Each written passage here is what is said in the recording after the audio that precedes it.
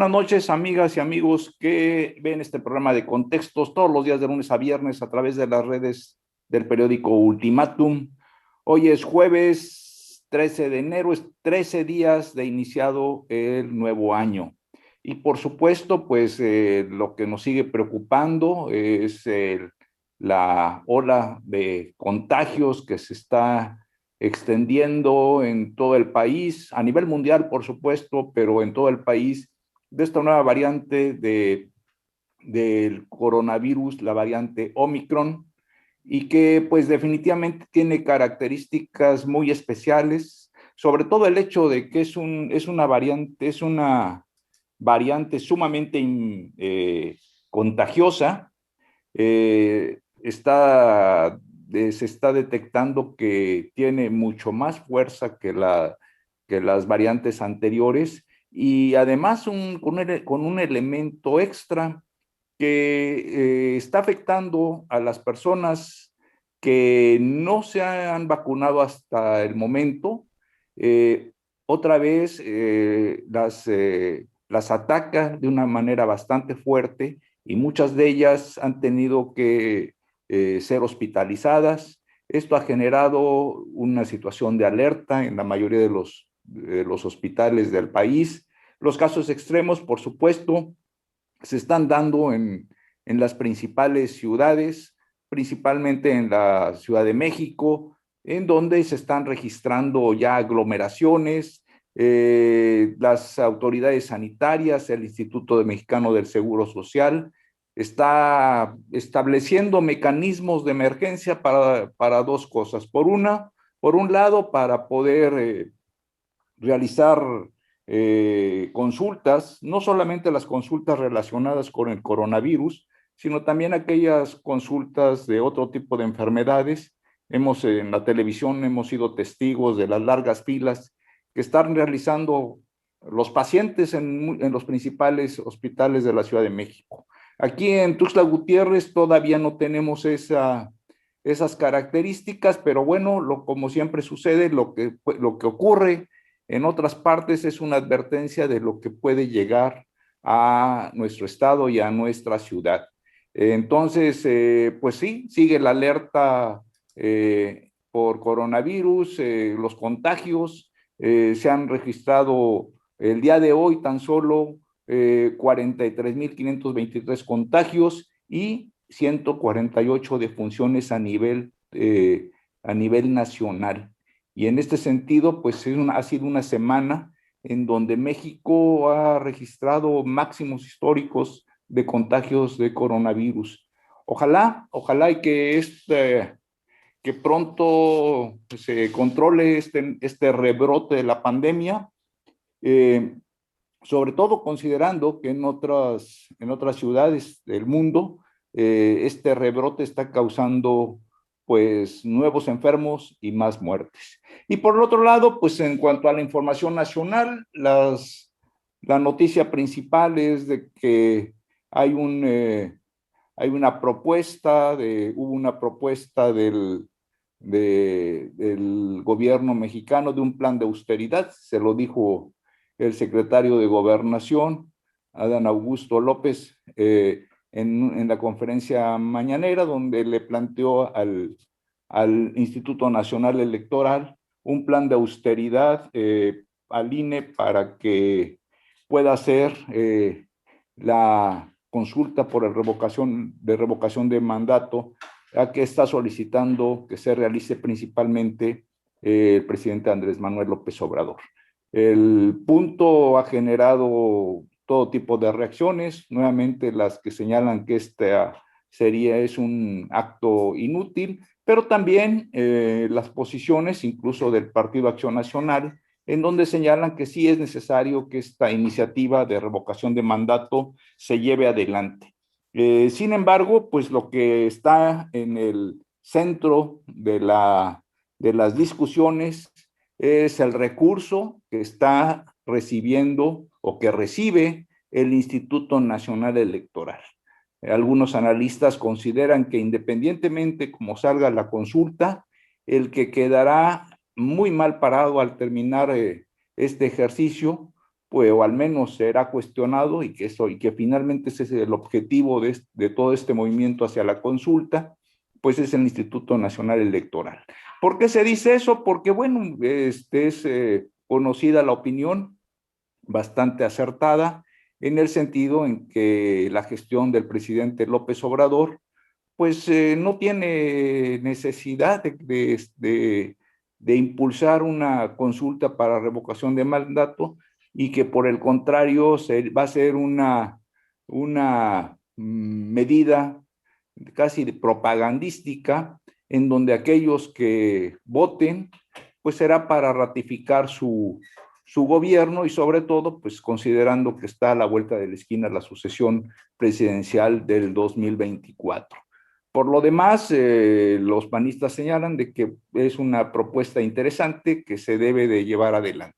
Pero en el centro de la discusión definitivamente está los recursos del Instituto Nacional Electoral. Esto ha generado o genera posiciones encontradas. Muchos señalan que es una trampa para desprestigiar al Instituto Nacional Electoral, incluso para reducirle su capacidad de autonomía. Y bueno, pues en cierta medida tienen razón, porque lo que debe defender el Instituto Nacional Electoral es su autonomía frente al poder federal, frente al poder público, para poder garantizar elecciones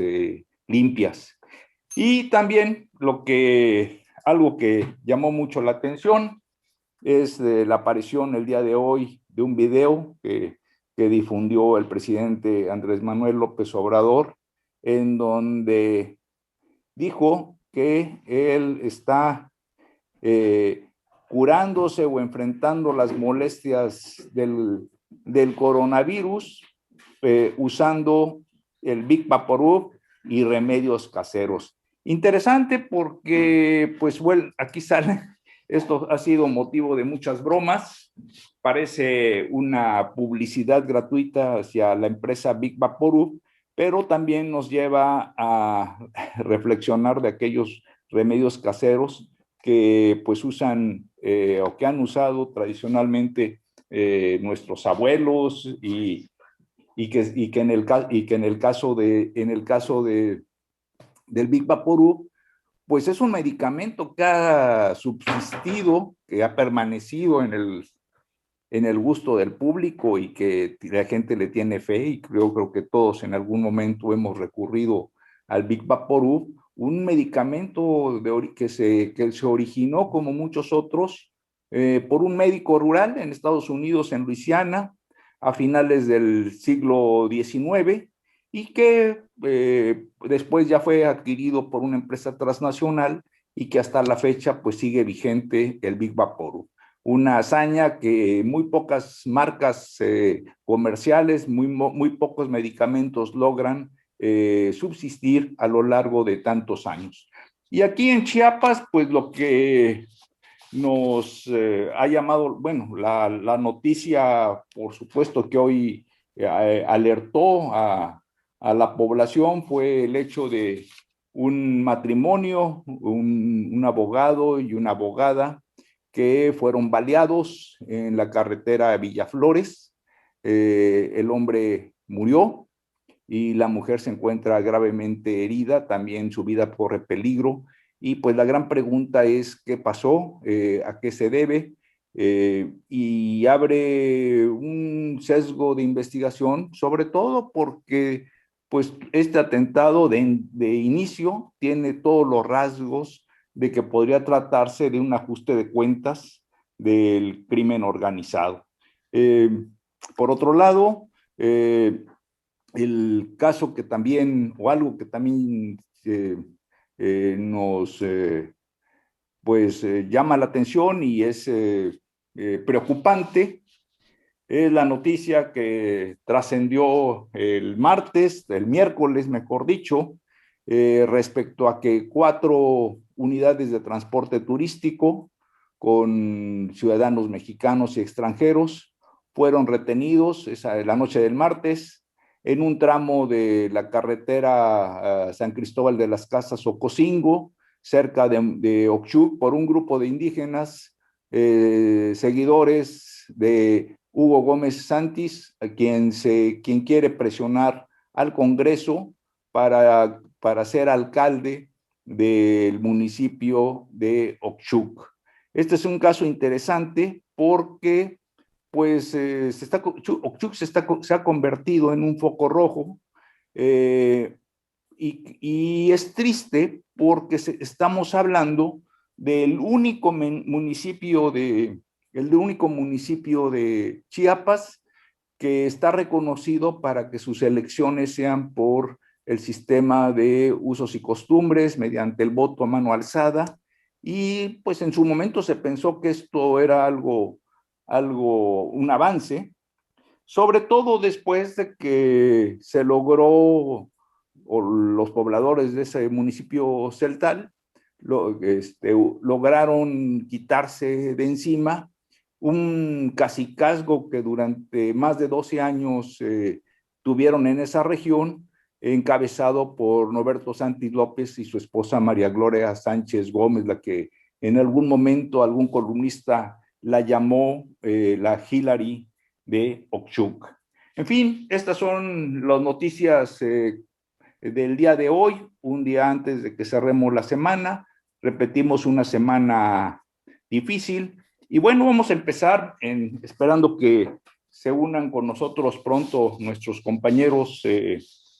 Víctor, el maestro Zavala y la maestra Enriqueta Burelo, aunque al parecer la maestra Enriqueta Burelo yo creo que hoy no va a estar presente en nuestra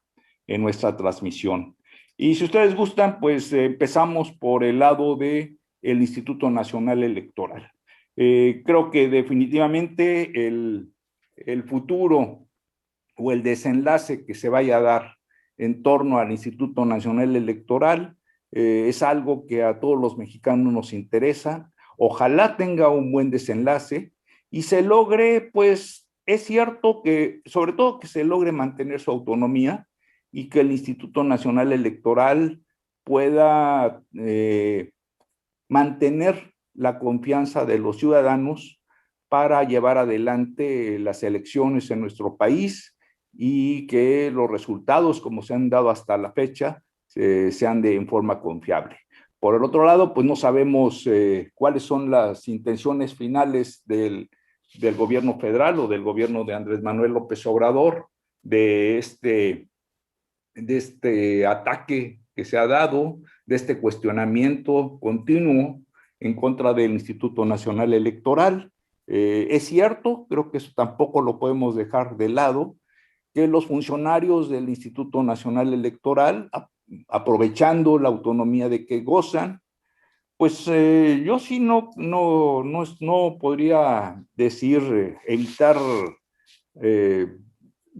aceptar que han abusado de su cargo, tienen salarios muy elevados. No es tanto de que sean salarios por arriba de lo que gana el presidente, sino que son salarios que la mayoría de los mexicanos los ven, son súper lejos de eso. Y al estar analizando la parte financiera del Instituto Nacional Electoral, de los funcionarios que en un momento determinado están en este organismo, pues nos damos cuenta que son una élite que tiene buenos salarios y que tiene una serie de beneficios que definitivamente pues resultan ofensivos para la mayoría de los mexicanos, ¿no? Choferes, gastos de representación, bonos, y sobre todo, pues esto un poco ofende en un país en donde muchos mexicanos ni siquiera, cuando mucho ganan el salario mínimo y otros ni siquiera tienen la suerte de estar dentro de la economía formal. Sin embargo, creo que no debemos olvidar que el Instituto Nacional Electoral ha sido producto de una larga lucha que sobre todo encabezó la izquierda en su momento, que el gobierno se vio obligado a aceptar su conformación. Ha tenido muy buenos presidentes y también presidentes que en su momento han sido cuestionados. Pero antes de que existiera el INE, quien se encargaba de realizar las elecciones era el gobierno a través de la Secretaría de Gobernación. Incluso todavía cuando se estaba apenas haciendo el Instituto Federal Electoral, el gobierno era el que tenía el control de las elecciones. Eran, claro, en la época del Partido Revolucionario Institucional, las elecciones eran prácticamente un mero trámite. Me acuerdo que existía un chiste cuando se comparaba el sistema político mexicano con el sistema estadounidense. Todavía en México no se habían popularizado las empresas encuestadoras y los conteos de salida, y cuestiones que ahora ya nos hemos acostumbrado, sobre todo las nuevas generaciones ya se han acostumbrado a estar atentos a las encuestas de popularidad, al conteo rápido y otros mecanismos que se han hecho para poder adelantar los resultados en un proceso electoral. Y antes pues se decía que, por ejemplo, los norteamericanos gastaban mucho tiempo y mucha prensa en estar haciendo ecuaciones, en contratar actuarios para saber quién iba a ser el presidente de su país. Y nosotros, los mexicanos, como siempre utilizando la picaresca política, pues decíamos que no teníamos necesidad de eso porque por lo regular, sin gastar un solo quinto en ese tipo de instrumentos, 6 años antes ya sabíamos quién iba a ser el bueno para suceder al presidente en turno. Esto incluso hubo una época en que la historia, sobre todo en la historia de nuestro país, pues las épocas de los sucesores del presidente en turno estuvieron perfectamente delimitadas, ¿no? Tras la Revolución Mexicana fue la época de los generales y por supuesto aquel que aspiraba a la presidencia de la República, lo que debería de contar más que con los votos de la población, era con el apoyo del sector militar. Es decir, fue la época de los generales, desde el momento en que Álvaro Obregón encabeza junto con De la Huerta y además encabezan la rebelión de Agua Prieta y generan el movimiento contra Carranza y Carranza es asesinado. El país queda en poder del grupo de Calles y de Obregón. Ambos generales que habían luchado en la Revolución Mexicana y que se van a consolidar y prácticamente hasta la época de Ávila Camacho y de Ruiz Cortines, los que ocupan la presidencia son generales, hasta que, y el pleito en la sucesión no es tanto por votos, sino para ver qué grupo se mantenía en el poder, utilizando todo tipo de acciones y sobre todo acciones violentas que implicaban la desaparición, el asesinato de los contrincantes. Con Lázaro Cárdenas, el partido el Partido Nacional Revolucionario se convierte en el Partido de la Revolución Mexicana en la década de los 30 y Cárdenas logra por lo menos evitar la fase sangrienta de la sucesión presidencial, pero esto se hace a costa de que se fortalece la figura del presidente sobre la del partido y aquí nuevamente quien daba la última palabra sobre quién iba a ser el sucesor, pues era el presidente en turno. Con Miguel Alemán, viene la época de los civiles y es cuando ya se empiezan a dar pasos para institucionalizar no solo el partido gobernante, que pasa a llamarse Partido Revolucionario Institucional, sino que además se empieza a establecer un mecanismo un organismo o un mecanismo de elección que evitara que la sucesión presidencial y también las elecciones de senadores, diputados, gobernadores, etcétera, pues tuviera cauces violentos, y es cuando la Secretaría de Gobernación empieza a actuar como un árbitro muy parcial, por cierto, en torno a la sucesión presidencial. Y no es realmente sino hasta años muy recientes, ya en los 80 del siglo pasado, cuando se empiezan a dar pasos para que el Instituto Electoral, el Instituto Federal Electoral que se le llama, lo empiece a dar pasos hacia su autonomía. Una lucha en donde sobre todo la izquierda tuvo un papel fundamental y que, pues como bien señalan muchos analistas, gracias a eso se logró la alternancia, se logró que el Partido Revolucionario Institucional fuera sustituido en el poder por el Partido de Acción Nacional primero y después por Morena, y que esto se hiciera de una manera pacífica y de una manera institucional. En fin, que ahora el Instituto Nacional Electoral, a cargo de Lorenzo Córdoba, pues estaba enfrentando un momento coyuntural, y pues esperemos que salga fortalecido y no, por el contrario, no sufra un descalabro que nos va a afectar a todos los mexicanos y que va a ser en perjuicio de los avances democráticos que hemos tenido. Yo confío en que Lorenzo Córdoba, igual que en su momento lo hizo José Woldenberg, son personas intelectuales bastante conocidos, gente que se ha distinguido por una vocación democrática, y pues esperemos que salgan adelante de esta situación, sobre todo en un momento en que la coyuntura política nos hace recordar momentos conflictivos del pasado. Nuevamente estamos observando la consolidación de un grupo político, que es en este caso Morena, con sus pugnas internas, y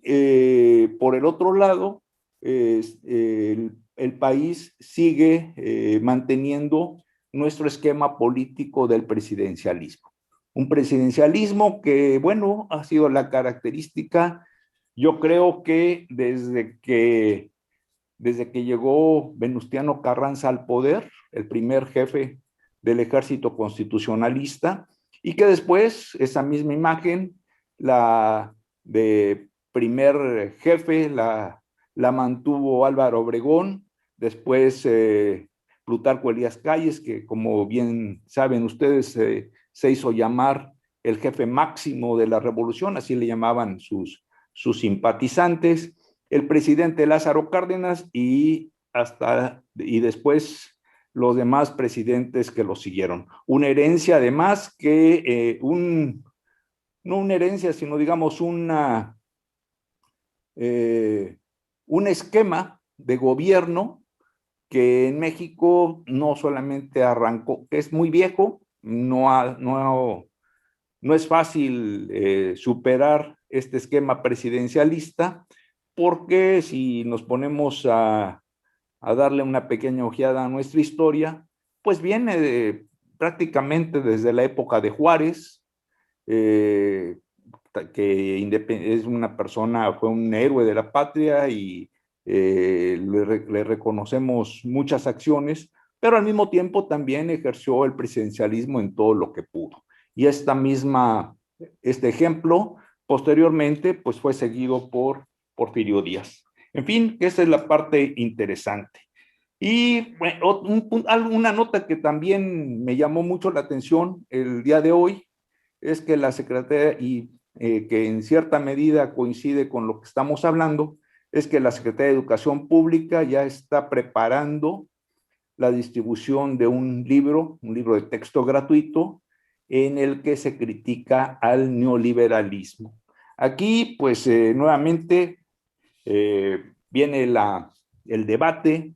en torno a que este tipo de el libro de texto, sobre todo el de ciencias sociales y el de historia, finalmente desgraciadamente se ha convertido en un propagandista de la historia oficial. Pero bueno, así son las cosas, ¿no? México, igual que otros, México no es la excepción y por lo regular siempre en cualquier gobierno el grupo dominante es el que se encarga de mantener un discurso oficial sobre sus propuestas y que tratan de que la niñez, los jóvenes, se vayan educando conforme a esos planteamientos que intentan convertirse en una verdad histórica. Afortunadamente, ese tipo de verdades oficiales de la historia, tarde o temprano, caen por su propio peso. Y pues vamos a ver cuáles son las sorpresas que nos va a dar el nuevo libro, si es que sale, porque yo creo que va a tener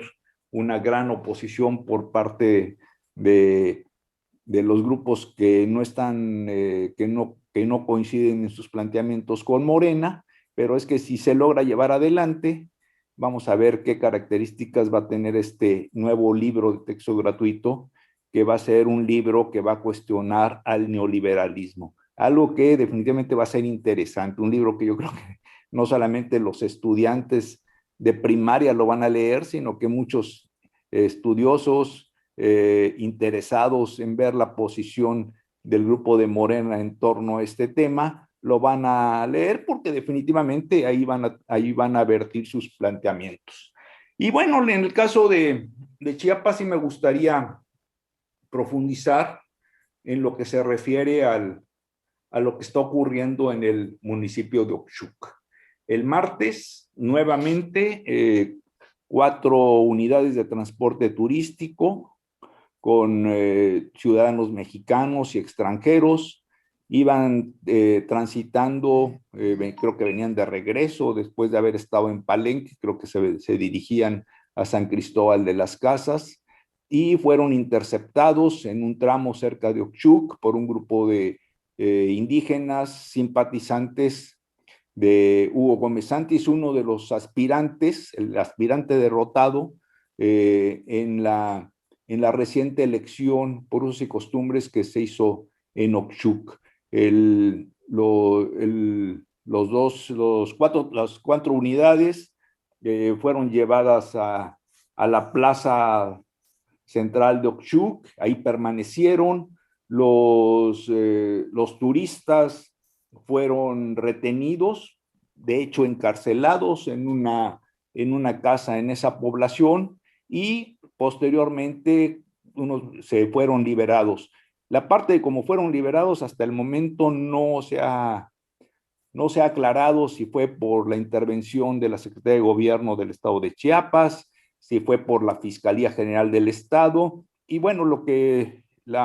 se sabe es que en realidad los que negociaron la liberación es la versión que más se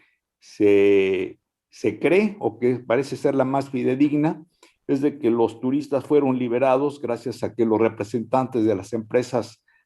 propietarias de estos vehículos lograron llegar a un acuerdo, es decir, cedieron o negociaron el chantaje de que eran objeto y así lograron que sus tripulantes o los turistas, sus clientes, lograran regresar lograran salir de la retención, del secuestro, lograran ser liberados del secuestro en que los tenían los pobladores de Oxchuc. Algo muy triste, no es esto ya es la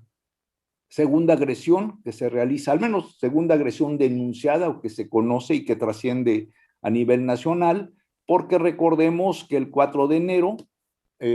también brincó la noticia de una turista de nacionalidad rusa que fue interceptada también en el mismo tramo de esa carretera San Cristóbal de las Casas Ocosingo y que ella se negó a pagar derecho de paso, lo cual motivó que la golpearan y que destruyeran, atacaran su vehículo. Afortunadamente la mujer logró escapar y posteriormente denunció los hechos ante la Fiscalía General del Estado. No me pregunten si hay detenidos, Por supuesto que hasta el momento no hay ninguna persona detenida. Yo pensaba o pensábamos que después de estos hechos las autoridades iban a tomar cartas en el asunto y que iban a vigilar bien esa carretera, pero con lo que sucedió el martes, pues todo indica que la famosa carretera San Cristóbal a Ocosingo sigue siendo un territorio sin ley, y en donde todo aquel que se aventura a transitar por ella, pues va bajo su propio riesgo, ¿no? Sobre todo temiendo que en cualquier momento, creo que todos los que en algún momento hemos utilizado esta vía de comunicación, lo sabemos, con el miedo de que en cualquier momento nos vamos a encontrar con un árbol tirado, con piedras en el camino, es decir, con un bloqueo, y ya sabemos que ese bloqueo puede ser desde que nos pidan un donativo para un cobro de derecho de paso, que en ocasiones va arriba de 100 pesos o más, o que incluso seamos víctimas de la rapiña y de que seamos asaltados y en forma impune y bueno, al final decir qué bueno que no pasó a mayores, porque corremos el riesgo de que si nos negamos a dar dinero a estos vándalos, pues sabemos que nos van a golpear o incluso podemos ser la agresión puede ser mucho más grave en contra en contra de nuestras personas. Es interesante, sobre todo lo que está ocurriendo aquí, porque a pesar de que el conflicto de Okchuk ya lleva, pues se empezó a dar, si ustedes recuerdan, empezó, empezó a tomar forma desde el 15 de diciembre, es decir, estamos hablando de casi un mes, cuando se hizo la elección del Consejo Municipal de Okchuk. Se utilizó el sistema de usos y costumbres, y fueron observadores, fue gente del Instituto Electoral, y al terminar al terminar el proceso, no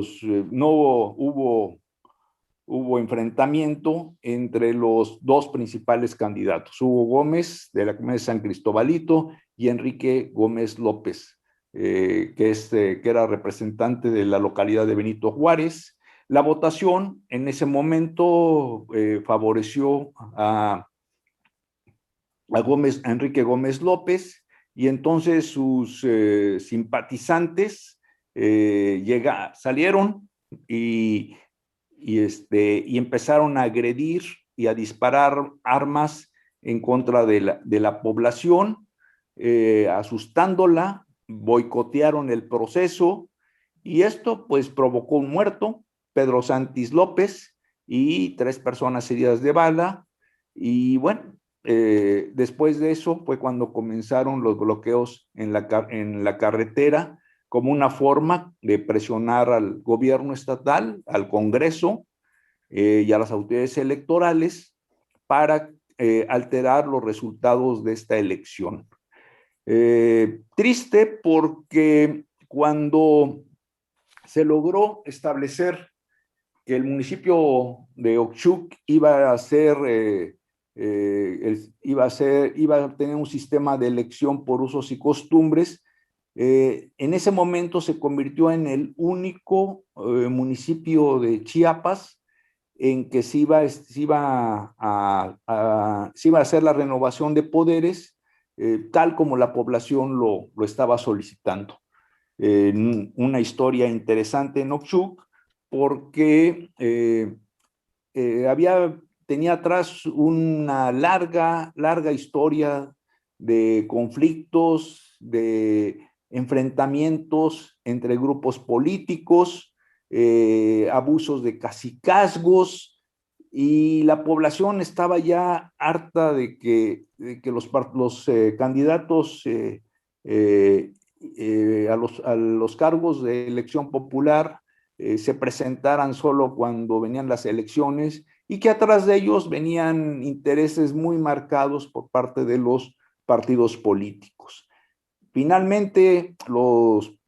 ciudadanos de Ocosingo lograron expulsar a los partidos políticos en 2018 y después, en ese contexto, hubo una fuerte lucha interna en donde las comunidades lograron superar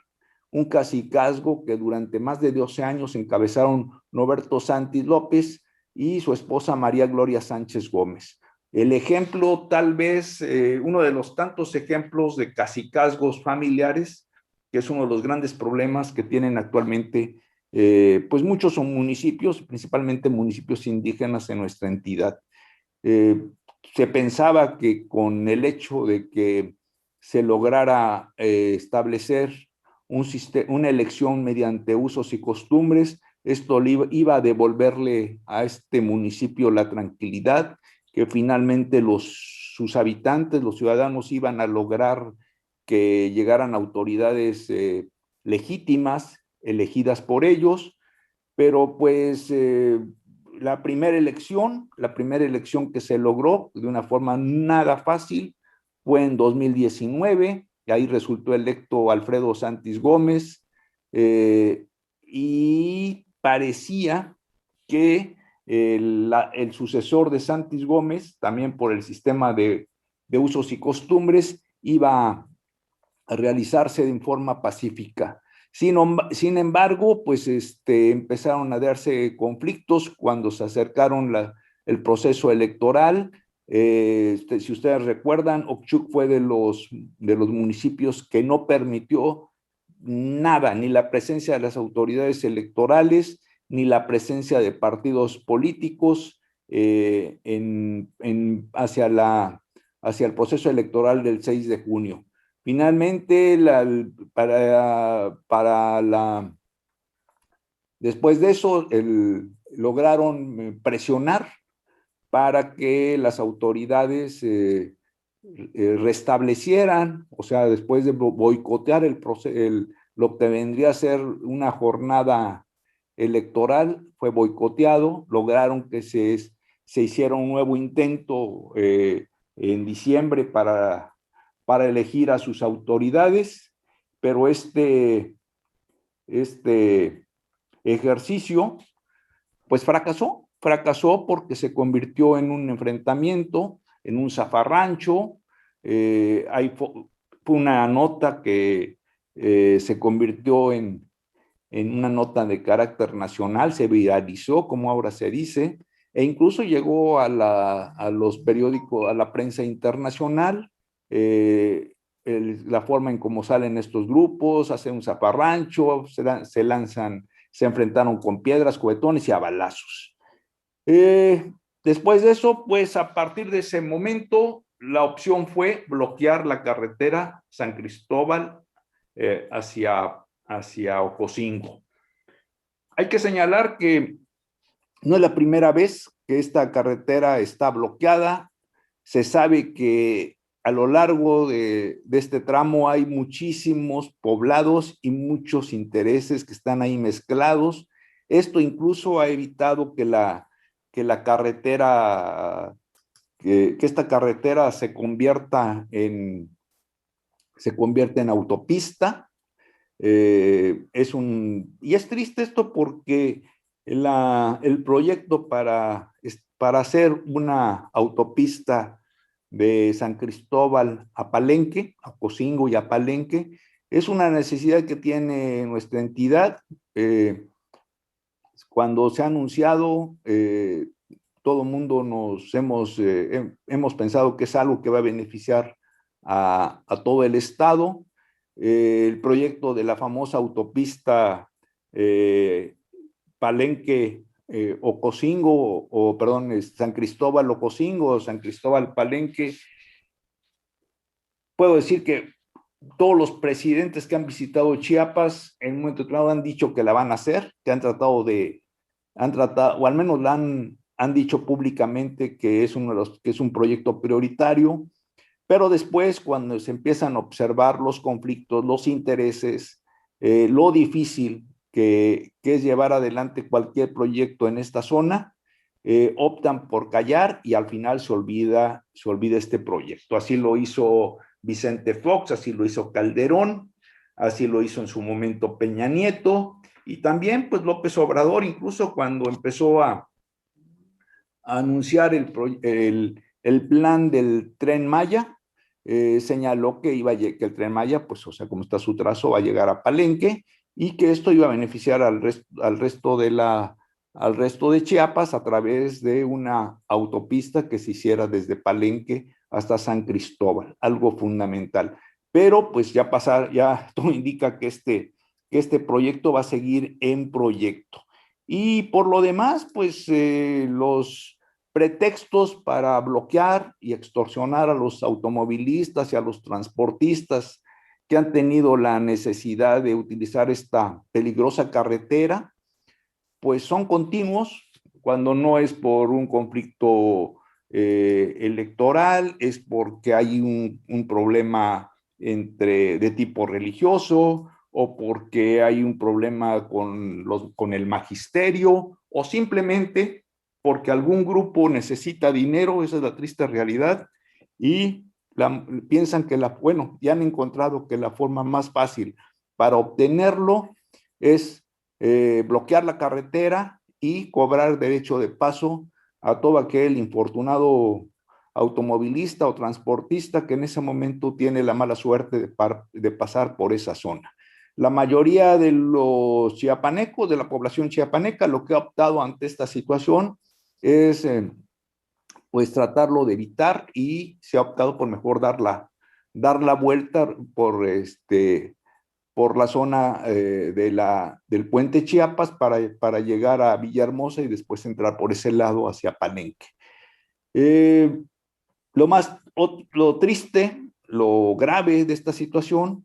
es de que a pesar de esta situación, las autoridades no han hecho nada, ni las autoridades estatales ni las autoridades federales. Llama la atención de que si ya se sabía que ahí estaba un plantón y de que estaban agrediendo a los turistas y que les estaban cobrando derecho de paso, y eso lo supimos prácticamente a principio de este año, el 4 de enero, cuando se supo la noticia de la turista rusa que fue agredida en esa zona, las autoridades pues no hicieron nada. O sea, lo más lógico es que se hubieran establecido convoyes de protección, o que hubieran desplegado, la Guardia Nacional hubiera desplegado algún tipo de vigilancia en ese tramo, pero no se hizo nada. Ahora ya no es una turista, sino que ahora son 4 camiones de turistas. Y todo parece indicar, en realidad se trata de un vulgar acto delictivo más allá que electoral. Si esa fue la razón si esa ha sido la razón para evitar que las autoridades intervengan, más que electoral, estamos ante un vulgar acto delictivo de extorsión. Ojalá que esto no vaya a degenerar en una próxima agresión fatal, que vaya a morir algún desafortunado turista o turistas. Y bueno, será hasta entonces, como siempre sucede, que entonces sí, una vez que haya víctimas, las autoridades vayan a decir, bueno, vamos a intervenir al respecto. Ese es lo triste, y ojalá después de lo que está aquí ocurriendo, los sectores relacionados con el turismo presionen a las autoridades para que finalmente y de una vez por todas se establezca una vigilancia adecuada en este tramo carretero. De otra manera, esa carretera va a seguir siendo una zona peligrosísima, y todos aquellos que la transiten, cuando tengamos necesidad de utilizarla, vamos a ir pues bajo nuestro propio riesgo, y vamos a seguir escuchando denuncias y problemas en torno a eso. Creo que ahorita con lo que ha ocurrido es el momento de que la vigilancia en este tramo carretero no se quede simplemente en que se resuelva en conflicto de Oxchuc, sino que se castigue y se evite este tipo de bloqueos ahí. Por lo que se refiere a Oxchuc, pues ahí va a tener que intervenir ya en la parte política. Lo conveniente es de que también las autoridades tomen cartas en el asunto. Finalmente la elección mediante el sistema de usos y costumbres se hizo, resultó electo un candidato y pues lo lógico es que el candidato perdedor debe de aceptar los resultados, debe de tranquilizar a sus seguidores y, y aceptar las reglas del juego, porque finalmente se hicieron estos comicios de acuerdo a los procedimientos establecidos por las comunidades. Y si en este caso eh, la, la gente seguidora y el propio Gómez Santis no aceptan estos resultados, pues las autoridades deben de actuar para lograr que se respete la ley. Esto creo que eso es lo fundamental. Vamos a ver cuál es la respuesta de la Secretaría de Gobierno, cuál es la respuesta del Congreso Estatal, pero definitivamente el problema de Oxchuc, si no se resuelve pronto, se va a convertir en un antecedente de lo que puede ocurrir en las próximas elecciones que se tenían pendientes, que se van a realizar, tengo entendido, en abril, y en donde seguramente se van a extender este tipo de acciones de presión y de bloqueos carreteros en otras partes de la entidad. Y bueno, hablando de seguridad, la noticia que brincó de esta pareja de abogados que fueron interceptados, ejecutados en el tramo carretero, en un tramo carretero en Villaflores, también es una alerta, sobre todo porque ocurre cuando las autoridades estaban señalando, y con mucho gusto, por supuesto, nos unimos también a ese optimismo de que Chiapas se había logrado, por lo menos al final del año, convertirse en la entidad de las más seguras del país, con menor número de delitos de alto impacto. Recientemente el gobernador Rutilio Escandón estuvo en Tapachula.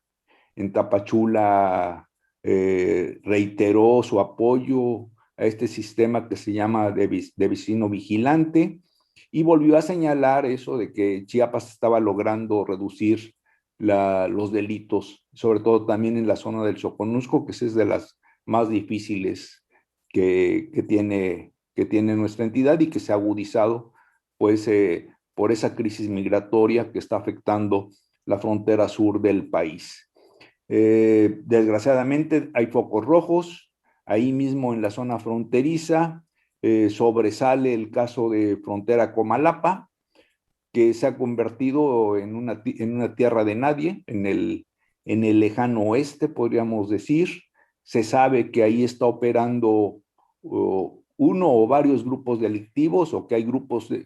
del crimen organizado en conflicto en esa zona. Los intereses pues van de todo, al ser frontera, hay intereses de tráfico de armas, tráfico de drogas, tráfico de personas, y hasta el momento pues han ocurrido dos hechos que han trascendido a la prensa nacional, de enfrentamientos y que han dejado vehículos abandonados. Pero lo que más sabemos es lo que en muchas ocasiones nos cuentan aquellos amigos, conocidos, que son vecinos de frontera Comalapa y que viven prácticamente en un estado de sitio, porque estos grupos les han establecido horarios para entrar y salir como si fuera una zona militarizada, no pueden circular libremente, estar en la calle a ciertas horas de la noche es peligrosísimo, prácticamente una sentencia de muerte. Y esto, si lo conocemos, no solamente los periodistas, sino muchos ciudadanos, lo más curioso es de que las autoridades pues también lo deben de saber y no se ve que se haga nada al respecto. La zona de si se ha logrado pacificar o mantener un cierto nivel de tranquilidad y paz en la zona del Soconusco con la cabecera de Tapachula, no está sucediendo lo mismo en la otra frontera de la entidad, la que corresponde a Ciudad Cuauhtémoc, frontera Comalapa, y que se extiende prácticamente hasta Comitán, y en donde sí, ahí tal parece que está en poder de grupos criminales. Ojalá también en este sentido las autoridades tomen cartas en el asunto. Y bueno, esto se dice por este acontecimiento que está aquí ocurriendo, como fue el año pasado, también llamó mucho la atención la balacera y la ejecución que hubo en Tuxtla Gutiérrez, y en donde por primera vez pues se demostró que Chiapas desgraciadamente no estaba al margen, ni estábamos tan seguros como pensábamos de este pleito que se está dando entre los diferentes grupos del crimen organizado. Ojalá que vamos a ver cuál es el resultado de las investigaciones en torno a este atentado, a esta pareja de abogados, y las autoridades pues tienen que dar una explicación amplia para ver qué sucedió y por qué sucedió, porque bueno, son hechos que antes no aparecían. O sea, en el pasado eh, veíamos el clima de inseguridad, las ejecuciones, los enfrentamientos como sucesos que ocurrían en otras partes del país, pero no en Chiapas. Y ahora, con esta situación, pues vemos que también nos está llegando, y creo que este tipo de hechos deben de cortarse, o al menos deben de investigarse y resolverse a tiempo. Todavía son pocos hechos los que están ocurriendo ahí, graves, pero todavía son uno o dos, los podemos contar, y es buen momento para que las autoridades tomen cartas en el asunto. En un momento determinado, si se considera que las fuerzas estatales de policía o las fuerzas municipales no pueden enfrentar a estos grupos criminales, pues llamar a que sean apoyadas por la Guardia Nacional, pero sí cortarlas de tajo. El ejemplo de lo que está ocurriendo en Zacatecas, de lo que está ocurriendo en Sinaloa, en Ciudad Juárez, en Tijuana, en Michoacán, en Morelos, pues es una alerta de lo que puede ocurrir si no se toman medidas adecuadas y en el momento oportuno para evitar que el crimen organizado se desenvuelva, porque finalmente es como un cáncer, y si no se corta a tiempo, se va a seguir reproduciendo. Ya el hecho de Frontera Comalapa es un municipio que en este momento podemos afirmar que está fuera de control de la ley. Ahora sí, hasta que no se demuestre lo contrario. Y esto podría extenderse hacia otros municipios del estado, una situación que, repito, podría empañar de manera grave las próximas elecciones que vienen en este año,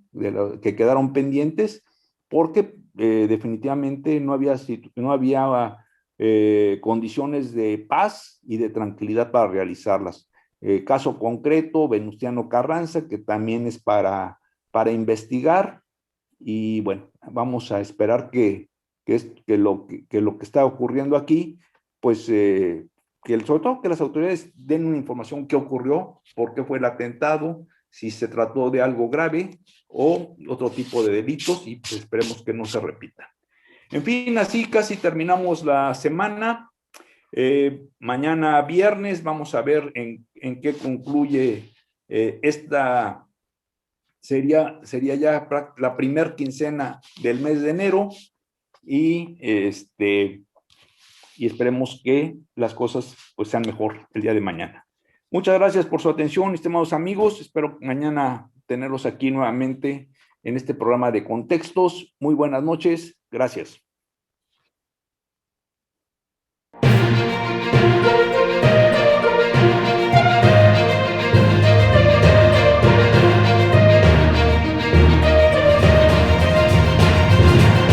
Contextos.